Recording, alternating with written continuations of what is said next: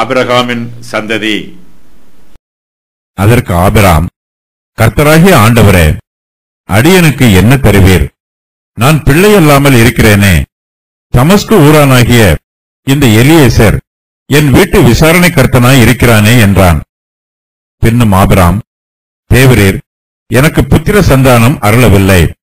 இதோ என் வீட்டில் பிறந்த பிள்ளை எனக்கு சுதந்திரவாளியாய் இருக்கிறான் என்றான்.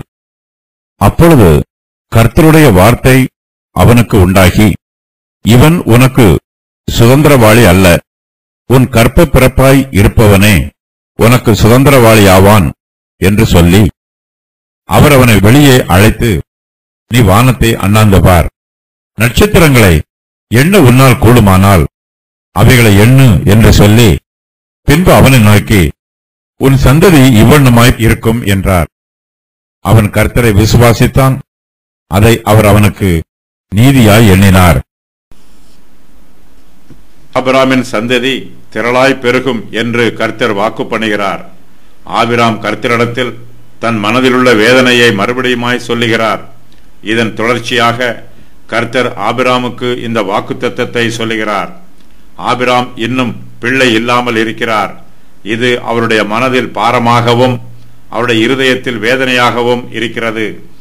நாம் கர்த்தரை பற்றி ஒருபோதும் குறை சொல்லக்கூடாது. கர்த்தருக்கு விரோதமாக முறுமுறுக்க கூடாது. ஆனாலும் நம்முடைய மனதில் உள்ள வேதனைகளையும் இருதயத்தின் பாரங்களையும் கர்த்தரிடத்தில் சொல்லுவதனால் தவறு ஒன்றும் இல்லை. நம்முடைய மனதின் பாரங்களை கர்த்தருடைய சமூகத்தில் சொல்லும்போது நம்முடைய வேதனை குறையும், வருத்தம் நம்மை விட்டு நீங்கும். கர்த்தர் நம்முடைய விண்ணப்பங்களுக்கு செவி கொடுக்கிற தேவன். அவர் கிருபையும் இரக்கமும் உள்ளவர். அவர் நமக்கு உண்மையும் கரிசனையும் உள்ள சிநேகிதராய் இருக்கிறார். ஆபிராம் கர்த்தரிடத்தில் 4 விதமான காரியங்களை சொல்லுகிறார். அவையாவன: ஆபிராம் இன்னும் பிள்ளை இல்லாமல் இருக்கிறார், ஆபிராமுக்கு வயதாயிற்று, ஆகையினால் அவருக்கு பிள்ளை பெறுவதற்கு இனிமேல் வாய்ப்பு இல்லை, ஆபிராமுக்கு பிள்ளை இல்லாமல் இருப்பதினால் அவருடைய வீட்டின் வேலைக்காரர்களே அவருக்கு சுதந்திரவாளிகளாய் இருப்பார்கள். கர்த்தர் ஆபிராமை திரளான ஐஸ்வர்யத்தினால் ஆசீர்வதித்திருக்கிறார். ஆனாலும் ஆபிரகாமுக்கு பிள்ளை இல்லாமல் இருப்பதினால் அவரால் அந்த ஐஸ்வர்யங்களை சந்தோஷமாய் அனுபவிக்க முடியவில்லை. கர்த்தர் ஆபிராமை நோக்கி, ஆபிராமே, நீ பயப்படாதே, நான் உனக்கு கேடகமும் உனக்கு மகா பெரிய பலனுமாய் இருக்கிறேன் என்று சொல்லுகிறார். ஆனாலும் ஆபிராமின் மனதில் பயமும் வேதனையும் வருத்தமும் கவலையும் நிரம்பி இருக்கிறது.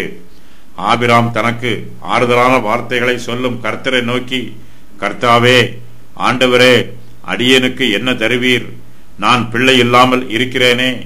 தமஸ்கு ஊரானாகிய இந்த எலியேசர் என் வீட்டு விசாரணை கர்த்தனாய் இருக்கிறானே என்று சொல்லுகிறார். ஆபிரகாமுக்கு வயதாயிற்று, ஆபிராமின் மனைவியாகிய சாராளுக்கும் வயதாயிற்று. சாராள் இனிமேல் பிள்ளை பெறுவதற்கு வாய்ப்பு இல்லை. ஆபிராம் தன்னுடைய வருஷங்களை பிள்ளை இல்லாமலேயே கழித்துக் கொண்டு வருகிறார். காலம் வேகமாக கடந்து செல்கிறது. ஆனாலும் ஆபிராம் இன்னும் பிள்ளை இல்லாமல் இருக்கிறார். ஆபிராமின் வீட்டில் வேலைக்காரர்கள் இருக்கிறார்கள். தமஸ்கு ஊரானாகிய எலியேசர் ஆபிராமின் வீட்டு விசாரணை கர்த்தனாய் இருக்கிறான்.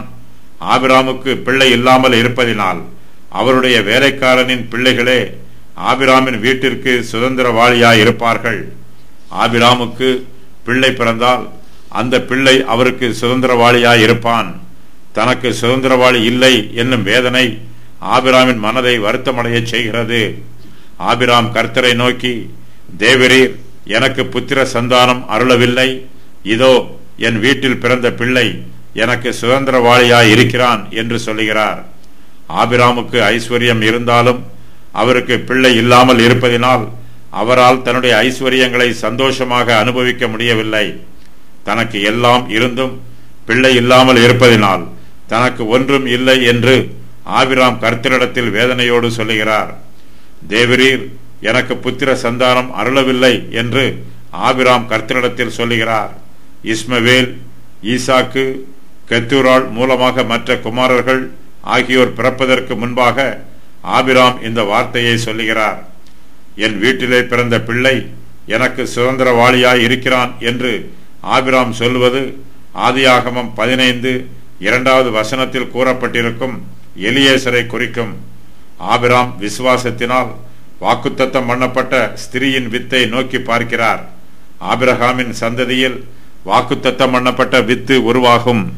அந்த வித்தை பார்க்க வேண்டும் என்று ஆபிராம் விசுவாசத்தோடும் ஆர்வத்தோடும் காத்திருக்கிறார். கர்த்தர் ஆபிராமுக்கு ஏராளமான ஆசீர்வாதங்களை கொடுக்கிறார். ஆனாலும் தன்னுடைய சந்ததியில் மேசியா பிறப்பார் என்பதே ஆபிரகாமுக்கு மிகப்பெரிய ஆசீர்வாதமாய் இருக்கிறது.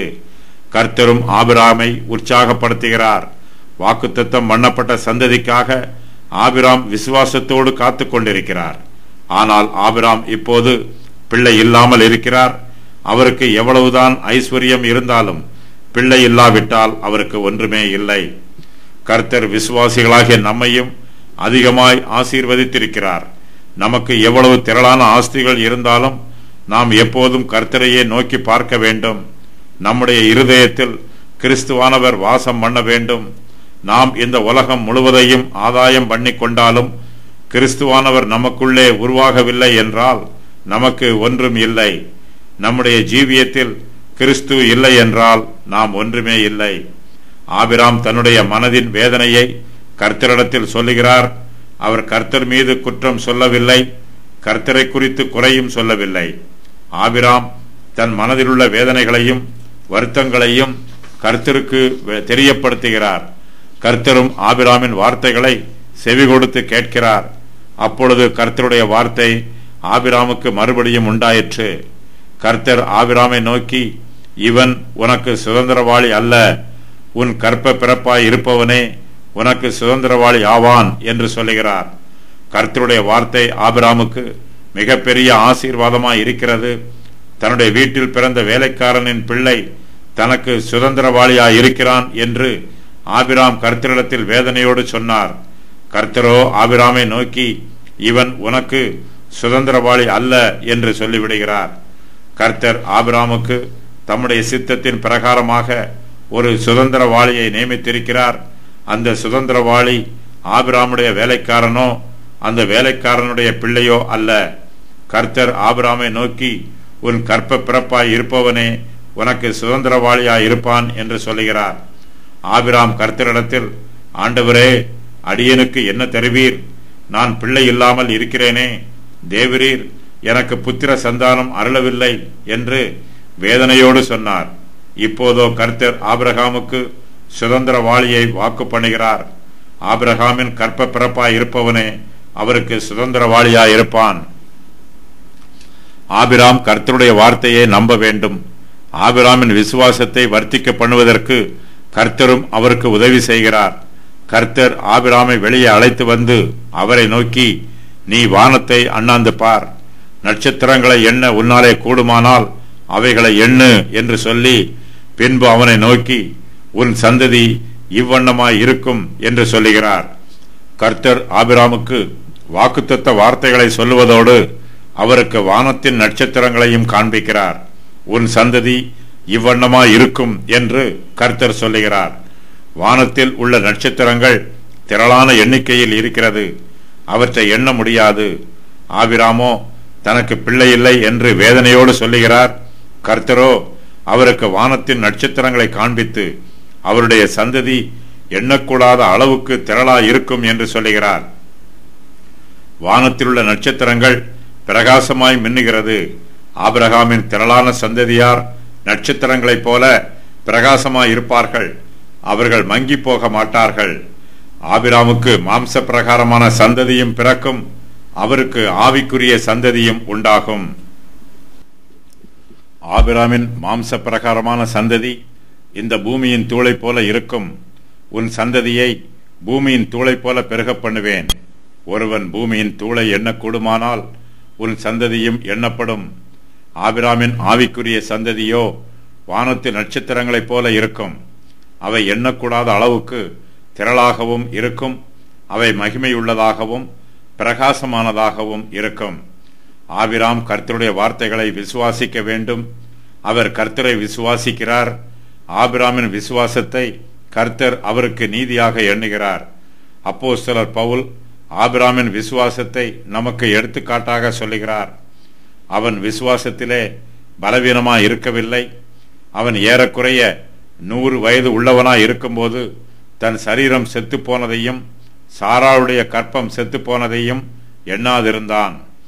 தேவனுடைய வாக்குத்தத்தத்தை குறித்து அவன் அவிசுவாசமாய் சந்தேகப்படாமல் தேவன் வாக்குத்தத்தம் பண்ணினதை நிறைவேற்ற வல்லவராய் இருக்கிறார் என்று முழு நிச்சயமாய் நம்பி தேவனை மகிமைப்படுத்தி விசுவாசத்தில் வல்லவன் ஆனான். ஆகையால் அது அவனுக்கு நீதியாக எண்ணப்பட்டது. ரோமர் 4:19 முதல் 22 வரை. கர்த்தர் ஆபிராமையும் அவருடைய விசுவாசத்தையும் அங்கீகரிக்கிறார். கர்த்தர் ஆபிராமை அங்கீகரித்தது போலவே இஸ்ரவேல் ஜனத்தாருடைய முற்பிதாக்களையும் அங்கீகரிக்கிறார். விசுவாசத்தினாலே ஆபேல் காயினுடைய பலியிலும் மேன்மையான பலியை தேவனுக்கு செலுத்தினான். அதனாலே அவன் நீதிமான் என்று சாட்சி பெற்றான். அவனுடைய காணிக்கைகளை குறித்து தேவனே சாட்சி கொடுத்தார். அவன் மரித்தும் இன்னும் பேசுகிறான். எபிரெயர் 11:4. ஆபிராமின் விசுவாசம் விசுவாசிகளாகிய நமக்கு எடுத்துக்காட்டாக சொல்லப்பட்டிருக்கிறது. ஆபிராமை போலவே நாமும் விசுவாசத்தினால் நீதிமான்கள் ஆக்கப்படுகிறோம். நாம் நியாயப்பிரமாணத்தின் கிரியைகளினால் நீதிமான்கள் ஆக்கப்படவில்லை. வேதவாக்கியம் என்ன சொல்லுகிறது? ஆபிரகாம் தேவனை விசுவாசித்தான், அது அவனுக்கு நீதியாக எண்ணப்பட்டது என்று சொல்லுகிறது. ரோமர் 4:3. அப்படியே ஆபிரகாம் தேவனை விசுவாசித்தான், அது அவனுக்கு நீதியாக எண்ணப்பட்டது. ஆகையால் விசுவாச மார்க்கத்தார்கள் எவர்களோ அவர்களே ஆபிரகாமின் பிள்ளைகள் என்று அறிவீர்களாக. கலாத்தியர் 3:6-7. ஆபிரகாம் நீதிமானாக்கப்பட்டது போல விசுவாசிகளாகிய நாம் எல்லோருமே நீதிமான்கள் ஆக்கப்படுகிறோம். கர்த்தர் ஆபிரகாமின் விசுவாசத்தை அவருக்கு நீதியாக எண்ணினார். அதுபோலவே கர்த்தர் நம்முடைய விசுவாசத்தையும் நமக்கு நீதியாக எண்ணுவார். நாம் நீதிமானாக்கப்படுவதற்கு கர்த்தரை விசுவாசிக்க வேண்டும்.